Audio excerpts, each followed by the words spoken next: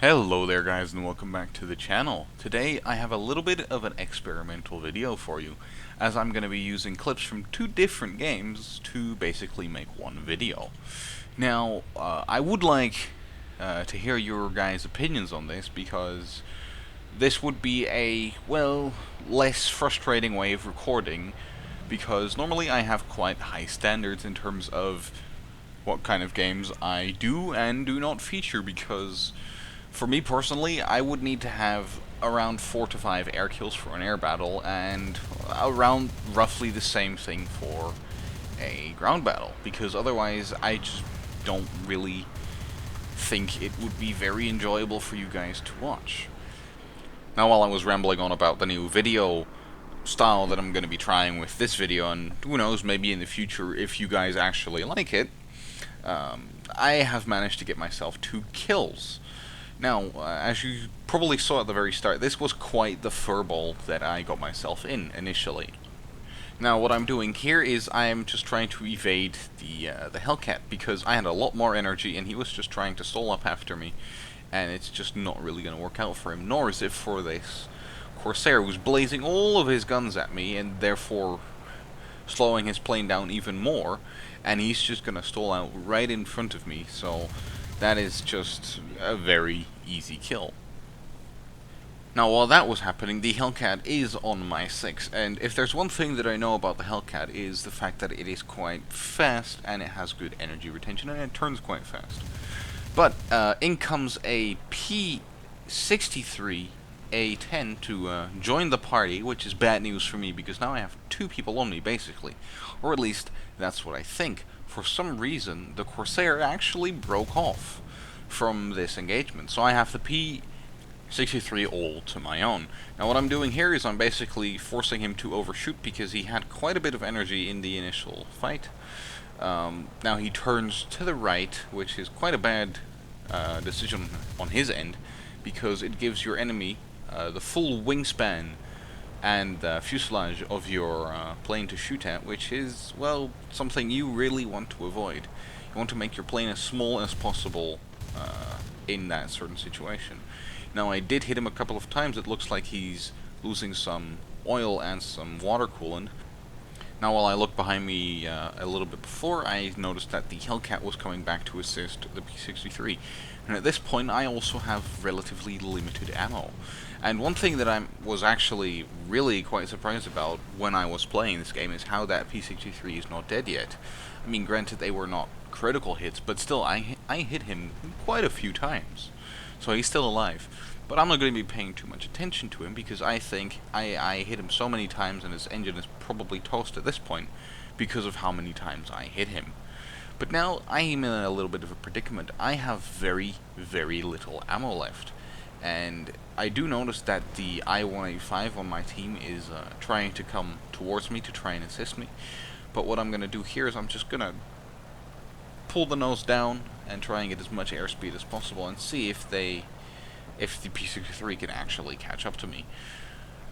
Now, I am getting sprayed down by both of them, actually, and I'm actually surprised that the P63 is catching up to me, because I actually really thought that I completely crippled his plane. His engine at this point has to be overheating to basically 200-300 degrees Celsius, at which he will just destroy his engine, but he's still on me, so I can't rely on that. I'm getting hit by the P63. I take a look at where my friendly is, because that is my only way out of this predicament. I can't really do anything against them, although now I do go up, because I see that the Hellcat breaks off and the P63 is damaged enough that I can actually pull this maneuver on him, and in comes my friendly.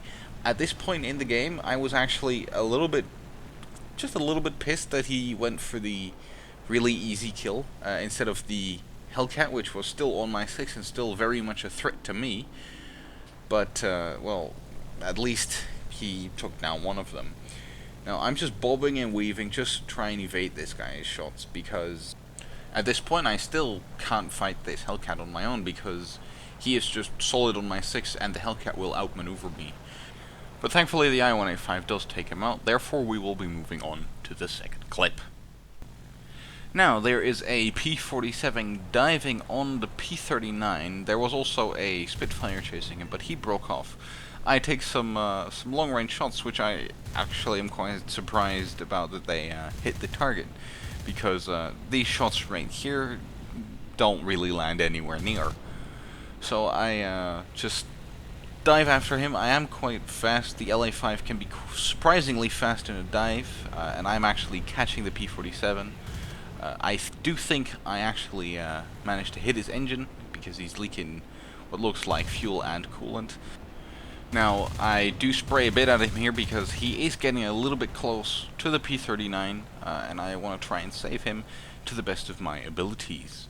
Now, I turn around because I'm initially thinking I want to go back towards the Spitfire, but I don't actually do that because I see that there is 3 targets in front of us, plus a P-61, which is really close, so I'm going to be going for that instead.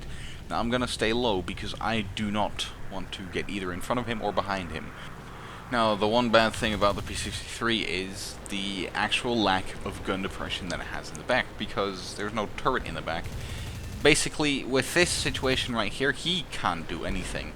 Now, I get some crits on the engine, and I do set him on fire in the end, which is going to be a guaranteed kill.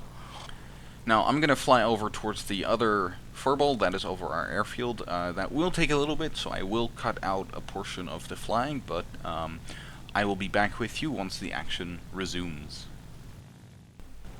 So we are back into the action over our airfield. Now, there's 3 guys here fighting me and another guy. This guy has actually surprisingly managed to stay alive against these 3 guys for a while. Now, the Corsair is diving for the other guy, therefore allowing me to basically preemptively turn into him. I put a bunch of shots in, and I'm right here just kind of debating whether I should stay on him or not, but then I do turn off, and in comes actually another friendly I-185. I turn back around for him just to put some more shots into him, just to make sure he's going down, but he was not going to be pulling out of that dive either way, because his wing was pretty badly damaged. Now, another Corsair is coming in, and what you see me do there is basically make my plane the smallest target that I can possibly make it.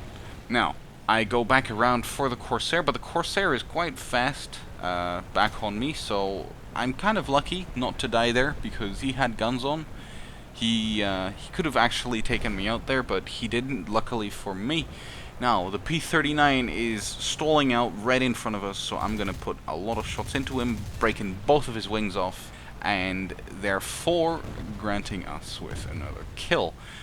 Now, that is going to be the end of this video, guys. I would like to ask you whether you would let me know what you think of this, as I said at the start, because this is quite unfamiliar terrain for me, and if this is actually something that you like, then I can use this in the future. Anyways, I hope you enjoyed, and I will see you in the next one.